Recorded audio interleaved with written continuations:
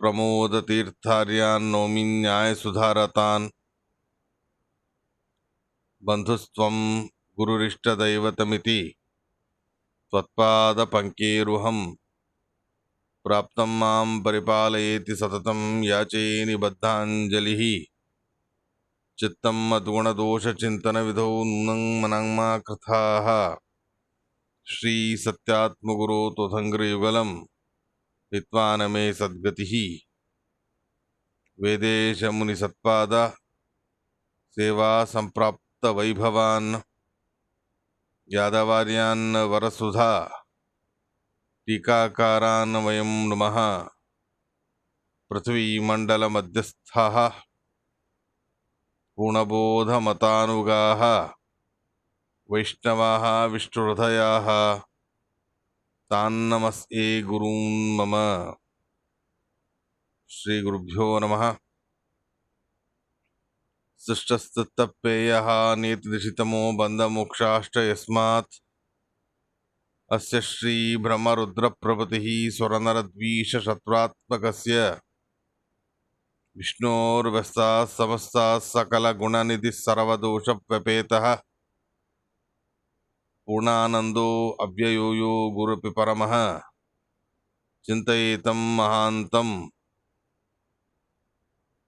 जन्माद्यस्य यतोऽन्वयादितरतश्चार्तेष्वभिघ्नस्वराट् तेने ब्रह्मरथाय आदिकवये मुह्यन्ति यं सूरयः तेजो वारिमृदां यथा विरिमयो यत्र त्रिसर्गो मृषा धाम्ना स्वेन सदा निरस्तकुहकं सत्यं परं धीमहि धर्मप्रोज्झितकैतवोत्तरपरमो निर्मत्सराणां सतां वेद्यं वास्तवमत्र वस्तुशिवदं तापत्रयोन्मूलनं श्रीमद्भागवते महामुनिकृते किं वा परैरीश्वरः सद्योरुध्यवरुध्यते अत्र कृतिभिः शुश्रूषुभिस्तत्क्षणात् निगमकल्पतरोर्गलितं फलं सुखमुखादमृतद्रवसंयुतं पिबत भागवतं रसमालयं मुहुरहो रसिकाः भुवि भावुकाः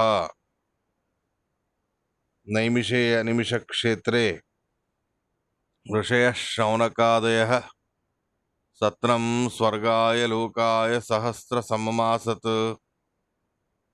यं प्रव्रजन्तमनुपेतमपेतकृत्यं द्वैपायनो विरहकातर आजुहाव पुत्रेति तन्मयतया तरवोऽपि नेदुः तं सर्वभूतहृदयं मुनिमानतोऽस्मि।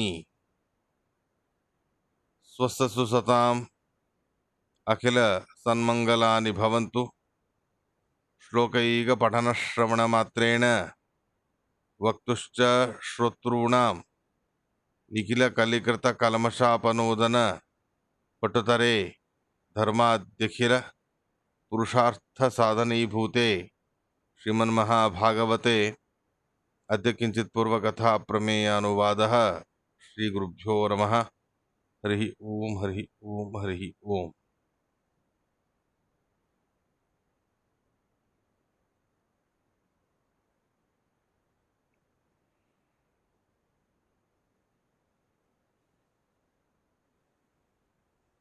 तुलयामलवेनापि न स्वर्गं न पुनर्भवम् भगवत्सङ्गिसङ्गस्य मर्त्यानां किमुताशिषः।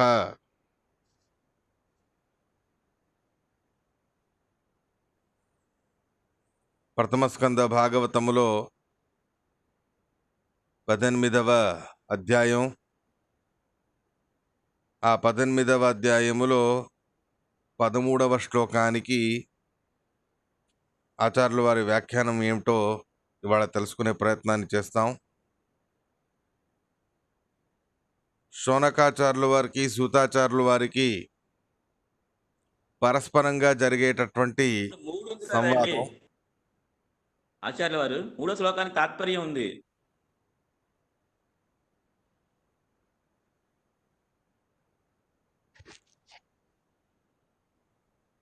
సూతాచార్యుల వారికి శౌనకాచార్యుల వారికి జరిగే సంవాద రూపంగా ఇక్కడ శ్లోకాలన్నీ ఉన్నాయి. అశ్వత్థామ ప్రయోగించిన బ్రహ్మాస్త్రానికి మృతి చెందని పరీక్షితుడు ఒక చిన్న బాలకుడైన బ్రాహ్మణుడి శాపానికి మృతి చెందాడు అనేటటువంటి విషయాన్ని వింటారు శౌనకాచార్యులు వారు. ఆ సందర్భాన్ని చాలా సంక్షిప్తంగా చెప్తారు సూతాచార్యులు వారు. అయితే అంత సంక్షిప్తంగా ఆ ఘట్టాన్ని చెప్పకండి, విస్తారంగా ఆ విషయాన్ని చెప్పండి. ఎలాగూ సజ్జనుల సహవాసం చేయాలని చెప్పే జ్ఞానసత్రాన్ని మేము పెట్టుకొని ఉన్నాము. ఈ 1000 సంవత్సరాల జ్ఞానసత్రంలో ఎంత ఎక్కువగా సజ్జనుల సహవాసం అనేది మనకు ప్రాప్తిస్తుందో అంత మంచిది అనే అభిప్రాయాన్ని మనసులో పెట్టుకొని శౌనకాచార్యులు వారు సూతాచార్యుల వారికి ఈ మాటని చెబుతారు. మీలాంటి మహానుభావులు పురాణ ప్రవచనకర్త మా సత్రానికి రావడం, మాకు నానా రకాలుగాను కూడా పురాణ ప్రవచనాన్ని చేయడం, మీలాంటి మహనీయుల సహవాసం అనేది లభించింది, ఇది చాలా విశేషమైనది అని సజ్జన సహవాసాన్ని ప్రస్తావన చేస్తూ ఆ సజ్జన సహవాసం యొక్క మహత్వాన్ని శౌనకాచార్యుల వారు స్వతహా చెబుతారు. అలా చెప్పే సందర్భంలోనే ఈ శ్లోకం అనేది వచ్చింది. తులయామ లవేనాపి నస్వర్గం నా పునర్భవం భగవత్సంగి సంగస్య మర్త్యానాం కిముతాశిషః.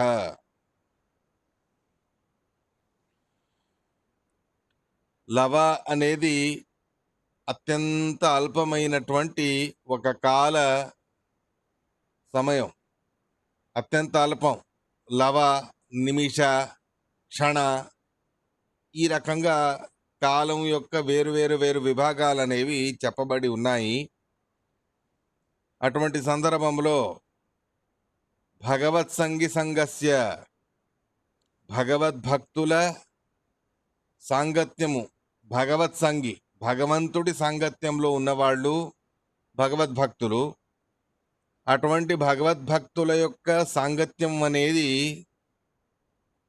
ఒక క్షణం, ఒక లవ కాలం, అత్యంత అల్పకాలమైనా మనకు కలిగితే ఆ ఒక్క క్షణానికి సమానమైనది స్వర్గము కూడా కాదు, మోక్షము కూడా కాదు. అలాంటిది ఒక అర సెకండు సజ్జనుల సహవాసం లభిస్తే చాలు, ఆ ఒక్క చిన్న సమయానికేనే స్వర్గము కూడా తక్కువే, మోక్షము కూడా తక్కువే. అలాంటిది మానవులకి, అల్పాయుష్యులు ఉన్నటువంటి మానవులకి సజ్జనుల యొక్క సహవాసం లభించడం, వారు ఆశీర్వాదం అనేది చేయడం, ఇది చాలా అపురూపమైనటువంటి విషయం. ఇలా ఉండగా మీలాంటి మహానుభావుల సహవాసం అనేది మాకు లభించడం, అంతేకాకుండా పరీక్షిత మహారాజు గారికి కూడా శుకాచార్యులు వారి యొక్క సహవాసం అనేది ప్రాప్తించింది, వారి యొక్క ఆశీర్వాదం అనేది కూడా లభించింది. అటువంటి అపురూపమైన 7 రోజుల భాగవత పురాణములో ఎన్ని క్షణాలు, ఎంత సమయం శుకాచార్యులు వారి యొక్క సహవాసంలో పరీక్షిత మహారాజు గారు ఉన్నారో దానికి సమానమైనది మోక్షము కూడా కాదు, స్వర్గము కూడా కాదు అని శౌనకాచార్యుల వారు చెబుతారు. ఈ సందర్భానికి ఆచార్యుల వారి తాత్పర్యం అనేది ఈ రకంగా మనకు చెప్పబడుతుంది. సమ్యక్ స్వరూపాభివ్యక్తి అభావో జననస్య చ అప్రయత్నాత్ తతో వృద్ధి హేతో సత్సంగతిర్వర ఇది వాయుప్రోక్తే. వాయుపురాణంలోని వచనం ఇది. వాయుపురాణంలోని వచనాన్ని ఆచార్యుల వారు ఈ శ్లోకానికి తాత్పర్యంగా చెబుతారు. ఈ తాత్పర్యం రాయాల్సిన అవసరం ఏం వచ్చింది అన్నదాన్ని నిదానంగా తెలుసుకుందాం. సమ్యక్ స్వరూపాభివ్యక్తి అభావో జననస్య చ అప్రయత్నాత్ తతో వృద్ధి హేతో సత్సంగతిర్వర ఇది వాయుప్రోక్తే. మోక్ష అవస్థకి సమానమైనది మరొకటి లేదు. స్వర్గం కంటే మోక్షం చాలా ఉత్తమమైనది. అటువంటి మోక్షంలో సజ్జన సహవాసం అనేది ఎంతో అద్భుతంగా మనకు లభిస్తూ ఉంటుంది. అలాంటి ఆ మోక్షలోకాన్ని కూడా సజ్జన సహవాసం కంటే తక్కువగా చూశారే శౌనకాచార్యుల వారు అని సమస్య. దానికి తాత్పర్యాన్ని, నిర్ణయాన్ని ఆచార్యుల వారు ఈ రకంగా చెబుతారు. సమ్యక్ స్వరూపాభివ్యక్తి అభావో జననస్య చ. మోక్షం అంటే ఏమిటి అనేది ముందు వివరిస్తారు. చాలా స్పష్టంగా మన స్వరూపములో ఏ జ్ఞానభక్తి వైరాగ్యాలు అనేవి ఉన్నాయో వాటి యొక్క అద్భుతమైన అభివ్యక్తి అనేది ఉంటుంది మోక్షలోకంలో. అభావో జననస్య చ. జనన మరణం అనేది ఉండదు మోక్షలోకంలో. ఇటువంటి మోక్షాన్ని పొందాలని ఎంతో ప్రయత్నం చేస్తారు మహానుభావులందరూ కూడా. కానీ శౌనకాచార్యుల వారు దాన్ని లెక్క చేయకుండా భూలోకంలో సజ్జన సహవాసముతో చేసిన సజ్జన సహవాస నిమిత్తకంగా గడిపిన కొన్ని క్షణాలు దానికి సరిసమానమైనవి మోక్షము కూడా కాదు అని అంటున్నారు కదా. అదెలా అవుతుంది అని ముందు మోక్షం అంటే ఏమిటో అన్నదాన్ని చెబుతారు. సమ్యక్ స్వరూపాభివ్యక్తి అభావో జననస్య చ. మన స్వరూపంలో ఏ జ్ఞానభక్తి వైరాగ్యాలు ఉన్నాయో వాటి యొక్క స్పష్టమైనటువంటి అభివ్యక్తి, అవి మనకు తెలియడం, బయటకు రావడం. జనన మరణములు అనేవి మోక్షములో ఉండవు. ఈ రకంగా మోక్షం దానికి సమానమైనది ఏదీ లేదు. అప్రయత్న తతో వృద్ధి హేతో సత్సంగతిర్వర ఇది వాయుప్రోక్తి. అలాంటి ఆ మోక్షము ఇంత గొప్పదిగా ఉన్నప్పుడు దానికంటే గొప్పదిగా సజ్జన సహవాసం అనేది ఎందుకు చెప్తున్నారు ఇక్కడ అని అడిగితే, అప్రయత్న తతో వృద్ధి హేతో సత్సంగతిర్వర ఇది. మోక్షం అనేది మనకు ఇంత ఆనందం అనేది ఫిక్స్ అయిపోతుంది. భగవంతుడి అప్రోక్ష జ్ఞానం ఎప్పుడైతే అవుతుందో ఆ భగవద్ అప్రోక్ష జ్ఞానం అయినప్పటి నుంచి మన స్వరూపయోగ్యతలో చాలా వరకు అభివ్యక్తమైపోతుంది. కానీ మొత్తము మన స్వరూపయోగ్యతలో ఉన్నది అభివ్యక్తము కాదు. అలా ఉన్నప్పుడు అర్థమవ్వడానికి ఓ 100% మన స్వరూపయోగ్యత మనం పొందాలి. మోక్షంలో మనకు 100% స్వరూపయోగ్యతకు సంబంధించిన జ్ఞానభక్తి వైరాగ్యాలు ఆనందాదులు మనకు కలగాలి. అయితే ఏమైంది, భగవద్ అప్రోక్ష జ్ఞానం అనేది లభించిన వెంటనే సుమారుగా ఓ 50, 60, 70% దాకా ఆ అపరోక్ష జ్ఞానం ఎంత గొప్పదో, ఎంతసేపు ఉన్నదో ఆ లెక్క మీద సుమారుగా ఓ 70% దాకా వచ్చేస్తుంది స్వరూపానందం అంతయు కూడా. మిగిలిన 30% అనేది ఏదైతే ఉంది కదా, ఆ 30% కూడా మనకు పెరగాలి అంటే మనం ఇక్కడ సాధన చేసుకోవాలి. అప్రోక్ష జ్ఞానంతో 100% ఆనందం మనకు రాదు. అప్రోక్ష జ్ఞానోత్తర కాలంలో మనం చేసిన సాధన అది మనకు 100% ఆనందాన్ని పొందడానికి వీలు చేసి ఇస్తుంది. ఇలా ఉండగా ఆ స్వరూప యోగ్యతలో ఉండే ఆనందం అనేది అధికాంశంగా మనకు పెరగాలి. ఆనందాభివృద్ధి అనేది మోక్షంలో కలగాలి అంటే దానికి అప్రయత్న తతో వృద్ధి హేతో సత్సంగతిర్వర. సజ్జన సహవాసం మనం ఏ ప్రయత్నం చేయకుండా అనాయాసంగా ఆ సజ్జనులే మనల్ని వెతుక్కుంటూ వస్తే అటువంటి ఆ సజ్జనుల యొక్క సహవాసం అనేది మనకు అనుకోకుండా లభించిన అంత మాత్రానికేనే, ప్రయత్నం లేకుండానే లభించిన సజ్జన సహవాసానికి వృద్ధి హేతోహో ఎంతో ఆనందం అనేది పెరిగిపోతుంది మోక్షలోకములో. ఆ అభిప్రాయాన్ని మనసులో పెట్టుకుని శౌనకాచార్యుల వారు ఇక్కడ సత్సంగతి, సజ్జన సహవాసం అనే దానికి సమానమైనది మోక్షము కూడా కాదు అని ఈ అభిప్రాయాన్ని పెట్టుకొని వారు చెప్తూ ఉన్నారు. ఈ అభిప్రాయాన్ని పెట్టుకొని మనకు 70% ఆనందం లభించినప్పుడు 30% ఆనందం మనకు ఇంకా పెరగాలి. సజ్జన సహవాసం చేయకపోతే 70కి ఆగిపోతుంది. సజ్జన సహవాసం చేస్తే 30కి పెరుగుతుంది. కాబట్టి ప్రయత్నం లేకుండా అప్రయత్నకంగా మనం సజ్జన సహవాసం అనేది చేస్తే చాలు. ఒక క్షణం 2 క్షణాలు చేసినా చాలు. మనకిక్కడ 70% ఉన్నది, 80, 90 ఈ రకంగా పెరుగుతూ పెరుగుతూ వెళుతుంది. కాబట్టి సజ్జన సహవాసం అనేది చాలా శ్రేష్టమైనది, ఉత్తమమైనది అనే అభిప్రాయాన్ని పెట్టుకొని, మోక్షం కంటే ఉత్తమమైనదని కాదు, మోక్షములో అభివృద్ధికి, మోక్షలోకంలోని ఆనందాభివృద్ధికి మూలభూతమైన కారణం ఈ సజ్జన సహవాసం అనేటటువంటి మాటని మనసులో పెట్టుకొని శౌనకాచార్యుల వారు ఈ రకంగా చెప్తూ ఉన్నారు అని ఆచార్యుల వారు మనకు వివరించి చెబుతారు. ఇలా స్వర్గలోకం అయితే ఎలాగో లెక్కలో లేదు, ఉన్నదే మోక్షలోకం.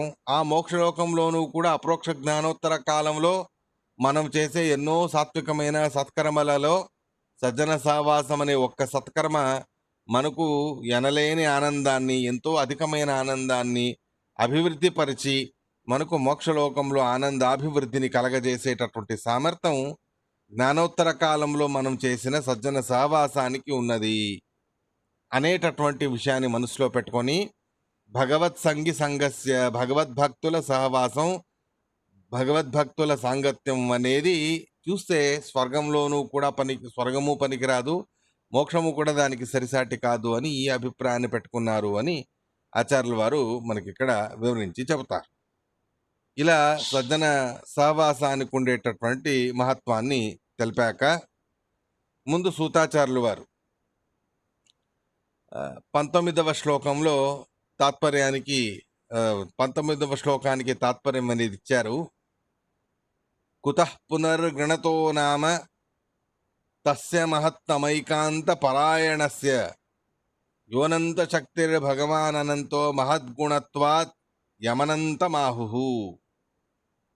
అహో వయం జన్మభృతో మహాత్మన్ వృద్ధానువృత్యాపి విలోమ జాతాః దైష్కుల్యమాధీం విధునోతి శీఘ్రం మహత్తమానాం అభిధాన యోగ. సూతాచార్యుల వారు అంటారు, శౌనకాచార్య, మీరేదో నా సహవాసం లభించింది అని ఇంత సంతోషిస్తున్నారు, కానీ ఒక రకంగా చూస్తే నాకు మీ సహవాసం లభించడమే విశేషమైన అదృష్టం నాకు అని సూతాచార్యుల వారు చెబుతారు. ఎందుకలా అని అంటే, ఆయన విలోమ జాత అని తన జాత వృత్తాంతాన్నంతా కూడా చెబుతారు. సాంకర్య నిమిత్తకంగా అనులోమ, విలోమ అని 2 రకాలుగా ఉన్నాయి. అనులోమ కంటే విలోమ సాంకర్య జాతి ఇది గ్రాహ్యమైనటువంటిది అవుతుంది. అలాంటి విలోమ సాంకర్య జాతికి జన్మించిన వాడిని నేను, విలోమ సాంకర్యంలో నేను జన్మించిన వాడిని. ఆ రకంగా చూస్తే బ్రాహ్మణుల కంటే నేను అధముణ్ణి. అలాంటిది నాకు మీ యొక్క సహవాసం అనేది లభిస్తూ ఉన్నది అంటే అది నిజంగాను నాకు గొప్ప అదృష్టం. అది ఈ రకమైన అదృష్టం అనేది లభించడానికి కూడా ముఖ్యమైన కారణం ఆ శుకాచార్యుల వారి యొక్క అనుగ్రహం. నేను భాగవతాన్ని విన్నాను, అది వారి అనుగ్రహమే. విన్న భాగవతాన్ని మీకందరికీ నేను చెప్పగలుగుతున్నాను అంటే అది కూడా శుకాచార్యుల వారి యొక్క అనుగ్రహమే అని సూతాచార్యుల వారు చెప్తూ వస్తారు. ముందు శ్లోకాన్ని సామాన్యంగా అర్థం చేసుకొని తాత్పర్యానికి అభిప్రాయం ఏమిటా అనేది చెప్పుకున్నాం. కుతః పునర్ గ్రణతో నామ తస్య మహత్తమైకాంత పరాయణస్య యోనంత శక్తిర్భగవాన్ అనంతో మహద్గుణత్వాద్యమనంతమాహు. కుతః పునర్గణతో నామ తస్య, ఆ పరమాత్ముడి యొక్క నామస్మరణని చేయడం అది ఎంతో గొప్ప విషయం. అది విలోమ జాతిలో నేను పుట్టినప్పటికీ కూడా ఆ పరమాత్ముడి నామస్మరణ చేసే సౌభాగ్యం మీకు ప్రవచనం చెప్పడంతో నాకు లభించింది. ఇటువంటి ఏకాంత పరాయణుడైన వాడు, మహాత్తమ ఏకాంత పరాయణస్య, ఇవి పరమాత్ముడికి విశేషణాలు. చాలా మహానుభావుడు, ఏకాంత భక్తులు అంటే చాలా ఇష్టం ఆ భగవంతుడికి. ఈ రకంగా ఏకాంత భక్తులు అంటే చాలా ఇష్టమైన వాళ్ళు ఆ పరమాత్ముడికి. అలాంటి అనంత శక్తి ఉన్న ఆ పరమాత్మ అనంతనామకుడై మహత్తరమైన అద్భుతమైన గుణాలతో నిండి ఉన్నాడు. కాబట్టి ఆ పరమాత్ముణ్ణి అనంత అనంత అని అంటారు అని సూతాచార్యుల వారు చెబుతారు. మొత్తానికి అనంత శక్తి ఉన్న పరమాత్ముడు మహత్తరమైన గుణాలతో అనంతమై ఉన్నాడు కాబట్టి అనంతం అనంత అని అంటారు అని చెప్పారు. కానీ అదొకటే కారణం కాదు. అనంతో దేశత కాలతశ్చ, గుణాలతోనూ అనంతుడైన వాడు పరమాత్మ. దేశత అనంతుడు, కాలత కూడా అనంతుడైన వాడు పరమాత్మ. కాబట్టి దేశత కాలత అనంతుడైన వాడు ఆ పరమాత్మ అని ఆ రెండింటినీ కూడా చేర్చుకోండి. కేవలం గుణత అనంత్యం ఆ పరమాత్ముడికి ఉంది అని అనుకోకండి అని ఆచార్యుల వారు దీనికి తాత్పర్యాన్ని చెప్పారు. మొత్తానికి భగవత్ కథాశ్రవణము చేయాలి అంటే ఆ పరమాత్ముడు ఎంతో సంతోషించేటటువంటి పని అది. ఆ పరమాత్ముడు అనంతనామకుడైన వాడు అని చెబుతూ గుణత అనంతాన్ని చెప్పారు సూతాచార్యుల వారు.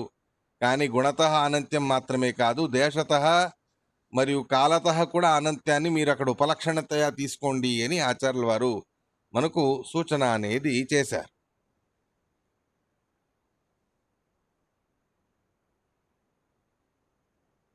ముందు 22వ శ్లోకం.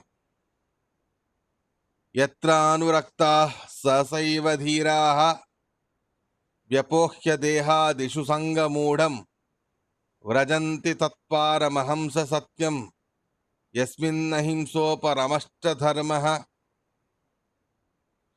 యత్రానురక్తా ససైవ ధీరాః వ్యపోహ్య దేహాదిషు సంగమూఢం వ్రజంతి తత్పారమహంస సత్యం యస్మిన్నహింసోపరమశ్చ ధర్మః. సుతాచార్యుల వారే చెబుతారు, యత్రానురక్తాః, సహజంగా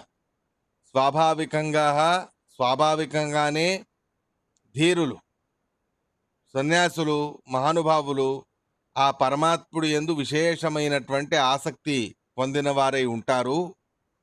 దేహాదిషు మూఢ సంగం వ్యపోహ్య, దేహాదుల విషయములో ఉండేటటువంటి మూఢమైన నిరర్థకమైన సాంగత్యాన్ని త్యజించి వేసి ఆ పనంధాముడైన పరమాత్ముడి యొక్క విషయములో ఆసక్తిని పొందిన వారై ఉంటారు. తన్నిమిత్తకంగా వ్రజంతి తత్పారమహంస సత్యం, ఆ పారమహంస సత్యాన్ని వాళ్ళు పొందుతారు. ఏంటా పారమహంస సత్యం అంటే యస్మిన్ అహింసోపరమశ్చ ధర్మః, అహింస అనేది ఉంటుంది, ఉపరమః అంటే వైరాగ్యం ఉంటుంది. ఇవే ముఖ్యమైనటువంటి ధర్మాలు ఆ పారమహంస సత్యంలో ఉన్నాయి అని సూతాచార్యుల వారు చెబుతారు.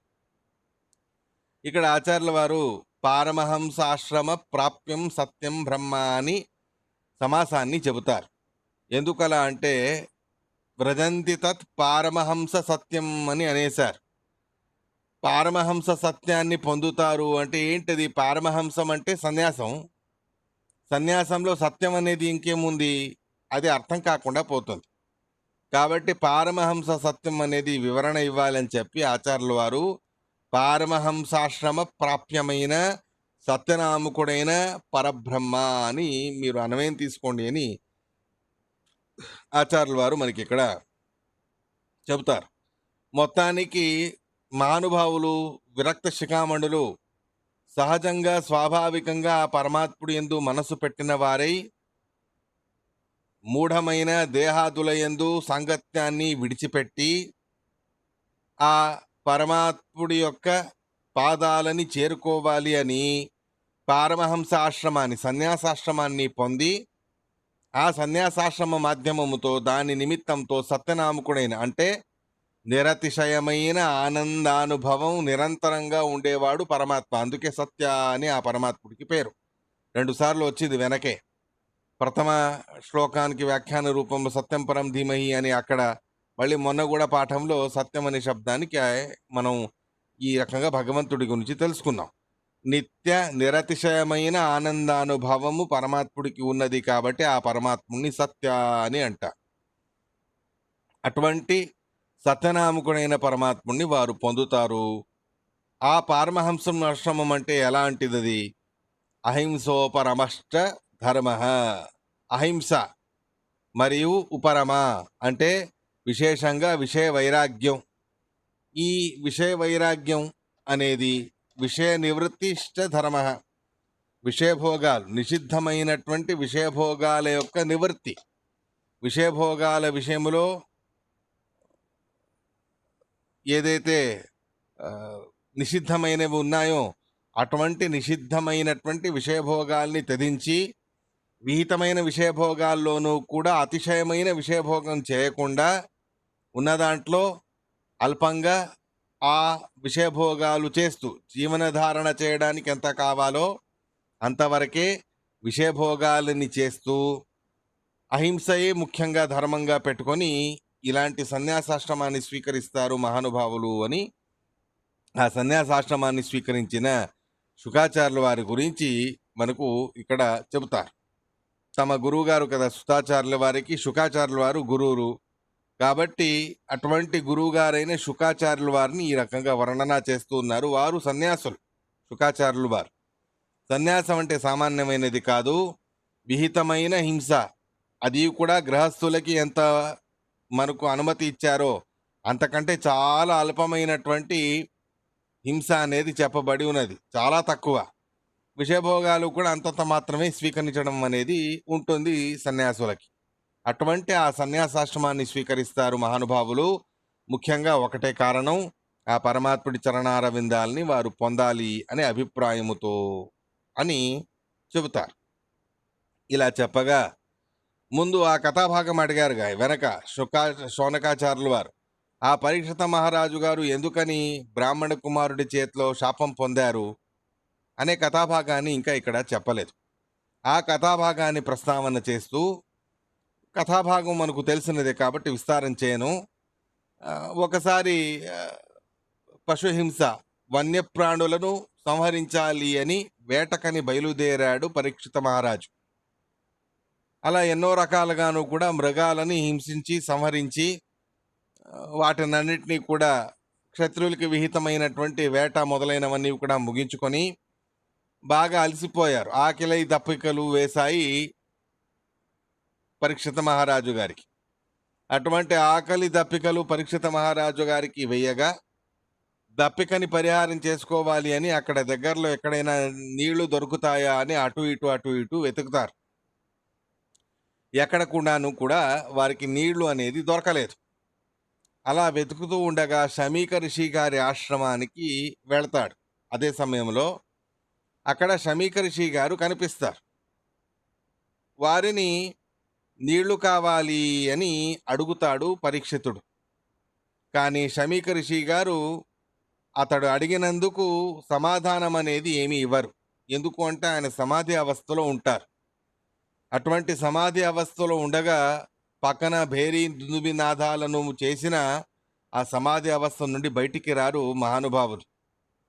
అలాంటి అప్రోక్ష జ్ఞానాన్ని సాధించిన శమీక ఋషి దీర్ఘమైనటువంటి అసంప్రజ్ఞాత సమాధిలో ఉండగా ఆ పరీక్షిత మహారాజు గారు వచ్చి నీళ్లు కావాలి అని ఎంత అడిగినా అది ఆయనకి వినిపించనే లేదు. అటువంటి ఆ ముని గారి యొక్క అవస్థని ప్రస్తావన చేస్తారు సూతాచార్యులు వారు. దదర్శ మునిమాసీనం శాంతం మిలితలోచనం. కళ్ళని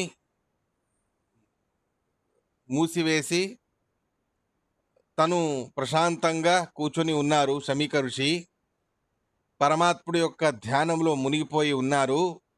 పరీక్షిత మహారాజు గారు ఎంత అరిచినా ఆయనకి ఏమీ వినిపించలేదు.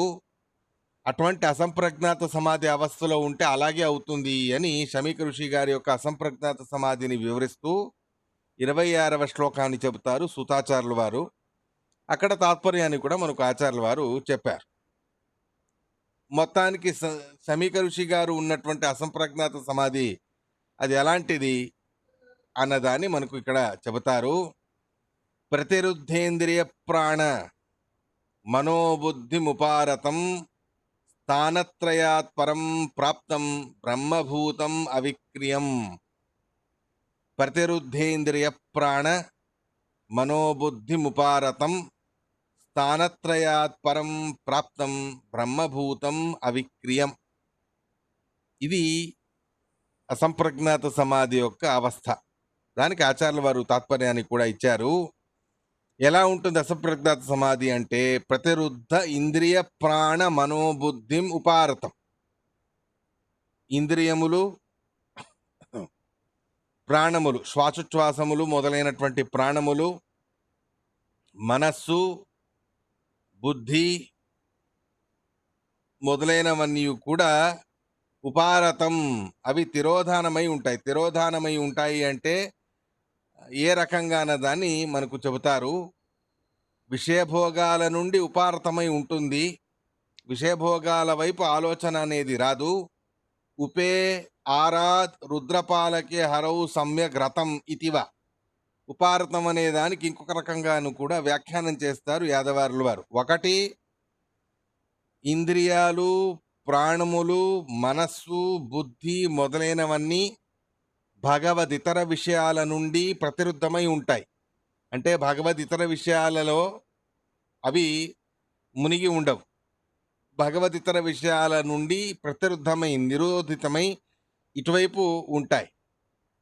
అలా ప్రతిరుద్ధమైన మనస్సు, ప్రాణ, బుద్ధి మొదలైనవన్నీ కూడా ఉపారతమై ఉండడం అంటే ఇతర విషయాల వైపుకి వెళ్లకుండా కేవలం భగవంతుడి యందు అవి లగ్నమై ఉంటాయి అని అభిప్రాయం.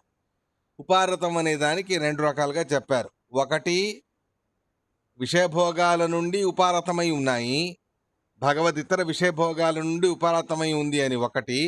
రెండోది, ప్రాణ, ఇంద్రియ, మనస్సు మొదలైనవన్నీ కూడా ఉపారతమై ఉన్నాయి అంటే అంటే రుద్రదేవుడు. ఉపే ఆరాత్ రుద్రపాలకే హరౌ సమ్యగ్రతం. ఉపారతం అనే శబ్దములో మూడుగా విడగొట్టారు. రథం. అంటే రుద్రదేవుడు. రుద్రదేవుడిని అంటారు. అలాంటి రుద్రదేవుడి పేరు నామకుడైన రుద్రదేవుడిని పాలన చేస్తాడు, రక్షణ చేస్తాడు భగవంతుడు. కాబట్టి అంటే భగవంతుడు అని అర్థం. నామకుడైన రుద్రదేవుడిని పాలన చేస్తాడు, రక్షణ చేస్తాడు భగవంతుడు. కాబట్టి అంటే భగవంతుడు, నారాయణుడు అని అర్థం. ఆ భగవంతుడి యందు ఆరతం, ఆరతం. రుద్రదేవుడిని పాలన చేసే భగవంతుడి యందు, నారాయణుడి యందు ఆరతం, శేషంగా రథమై ఉంటాయి. కేవలం పరమాత్ముడి యందే ఏకీభావమైపోయి ఉంటాయి. పరమాత్ముడి యందే ఏకాగ్రతతో లీనమై ఉంటాయి సకల ఇంద్రియాలు, మనస్సులు మొదలైనవన్నీ కూడా. ఈ రకమైనటువంటి అవస్థ అసంప్రజ్ఞాత సమాధి యొక్క అవస్థ అని మనకు చెబుతారు. స్థానత్రయాత్ పరం ప్రాప్తం బ్రహ్మభూతం అవిక్రియం అని రెండవ పాదం. స్థానత్రయాత్ అంటే జాగ్రత్త అవస్థ, స్వప్నావస్థ, సుషుప్తావస్థ, ఈ మూడు అవస్థలని స్థానత్రయములు అని అంటారు. మూడు అవస్థలని స్థానత్రయములు అని అంటారు. ఈ మూడు అవస్థలని స్థానత్రయములు అని ఎందుకంటారండి అని అడిగితే, భగవంతుడు ఆ స్థానాలలో ఉన్నప్పుడు మనకు ఆ అవస్థ అనేది కలుగుతుంది. ఇప్పుడు మనకు జాగ్రత్త అవస్థ ఉంది. మనకు జాగ్రత్త అవస్థ ఉంది అంటే మన కుడి కంటిలో విశ్వనామకుడైన పరమాత్మ, మన కుడి కన్ను అనబడే స్థానములో విశ్వనామకుడైన పరమాత్మ ఉంటాడు. కాబట్టే మనకు జాగ్రత్త అవస్థ అనేది వచ్చింది. కుడి కంటిలో పరమాత్ముడు ఉంటాడు.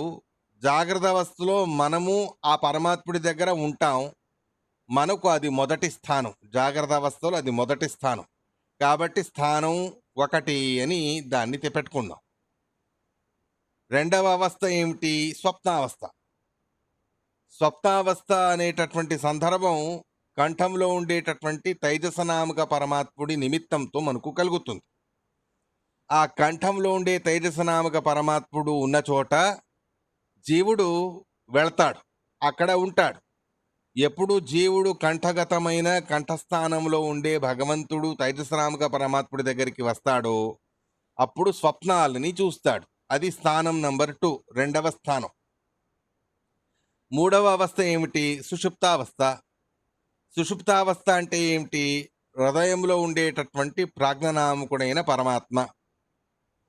ఆ హృదయంలో ఉండేటటువంటి ప్రాజ్ఞనామకుడైన పరమాత్మ ఉన్న చోట జీవుడు వస్తాడు.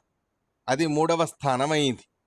కాబట్టి స్థానత్రయములు అని అంటే ఈ 3 స్థానాలు కుడి కన్ను, కంఠభాగం, హృదయం అనబడేటటువంటి 3 స్థానాలు. ఆ 3 స్థానాలలో 3 రకాల అవస్థలు అనేవి మనకు ఉంటాయి. కాబట్టే స్థానత్రయాత్ అని అంటారు. ఈ 3 స్థానాల కంటే పరం వేరు అయినటువంటి అద్భుతమైనటువంటి బ్రహ్మభూతం అవిక్రియం పరమాత్ముడి యందు ఏకీభావాన్ని పొంది ఉండడం అంటే పరమాత్ముడిలో లీనమైపోయి ఉండడం అనేటటువంటిది ఇది మరొక అవస్థ. ఆ ప్రాజ్ఞానామక పరమాత్ముడి దగ్గర గాఢ నిద్ర వస్తుంది.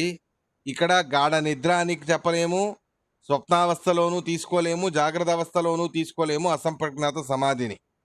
అలాంటప్పుడు ఆ అసంప్రజ్ఞాత సమాధి అనేది ఎటువంటిది అవస్థ అన్నదానికి చెబుతారు. ఆ అసంప్రజ్ఞాత సమాధి అవస్థలో ఉండేటటువంటి వాడు ఏదైతే సాధకుడు ఉంటాడో ఆ సాధకుడి మనస్సు మొత్తం కూడా పరమాత్ముడి యందు లీనమైపోయి ఉంటుంది. అలా పరమాత్ముడి యందు లీనమైపోయి ఉండేటటువంటి అవస్థని సమాధి అవస్థ అని అంటారు. ఇటువంటి అవస్థలో శమీక ఋషి గారు ఉన్నారు కాబట్టి ఆయనకి ఏమీ వినిపించలేదు అని మనకు చెబుతారు. మొత్తానికి ఇక్కడ తాత్పర్యం ఏమిటి? స్వతో మనస్థితిర్ విష్ణు బ్రహ్మభావ ఉదాహరత ఇది బ్రహ్మాండే.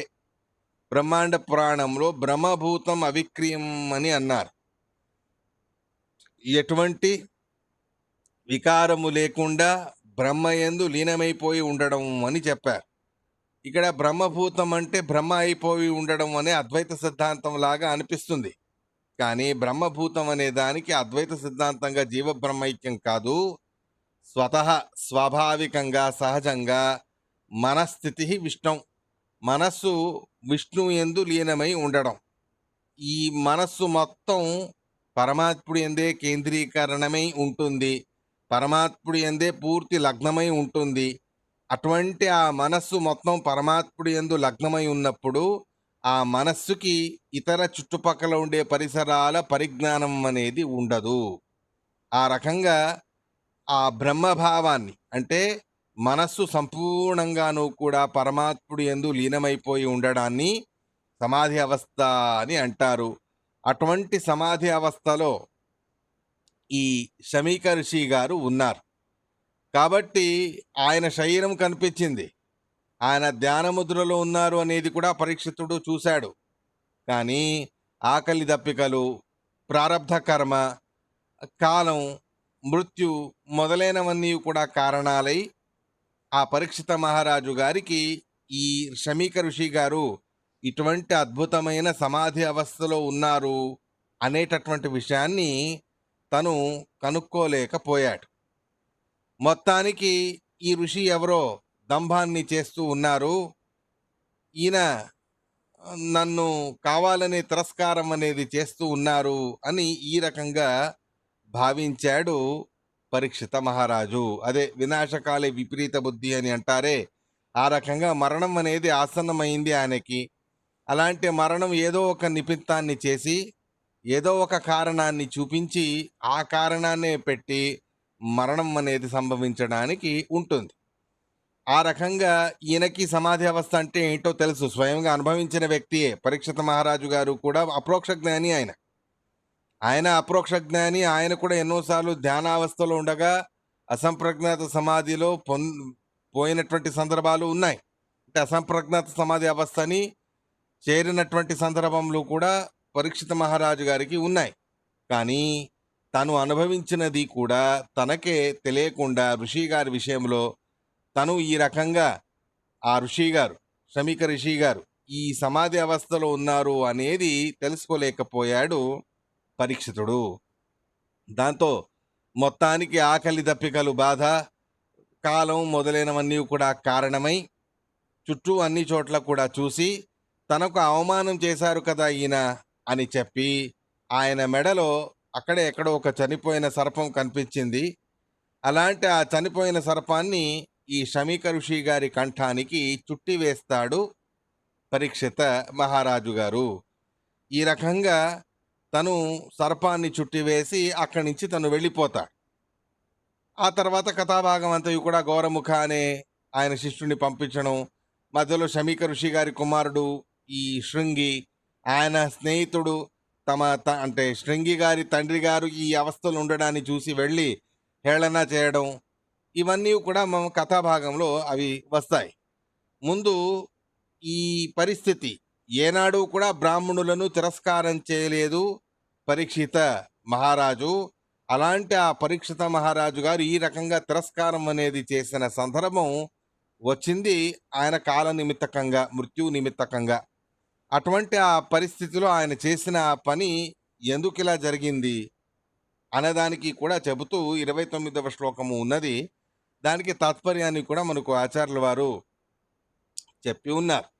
మొత్తానికి మాత్సర్యం అనేది మాత్సర్యం అనేది కలిగినది పరీక్షిత మహారాజు గారికి. ఆ మాత్సర్యం అంటే ఏమిటి? మాత్సర్యం అంటే అసూయపడడానికి ఈయనకంటే ఉత్తముడు, ఈయనకంటే పెద్ద వైభవంలో ఏం లేరు శమీక ఋషి గారు. ఋషి రూపంలో ఉన్నారు ఆయన. కానీ ఋషి రూపంలో ఉండే ఆయనని చూసి ఈయన మాత్సర్యంతో ప్రవర్తించాడు పరీక్షితుడు అని చెప్తుంది భాగవతం. ఆ మాత్సర్యం అంటే ఏమిటి అన్నదానికి ఇంకొక అర్థాన్ని మనకు ఆచార్యుల వారు కూడా చెబుతారు. అది 29వ శ్లోకంలో తాత్పర్యంలో చెప్పి ఉన్నారు. అదేమిటా అన్నదాన్ని మనం రేపటి రోజు తెలుసుకుందాం. ఇవాటికి శ్రీకృష్ణార్పణమస్తు.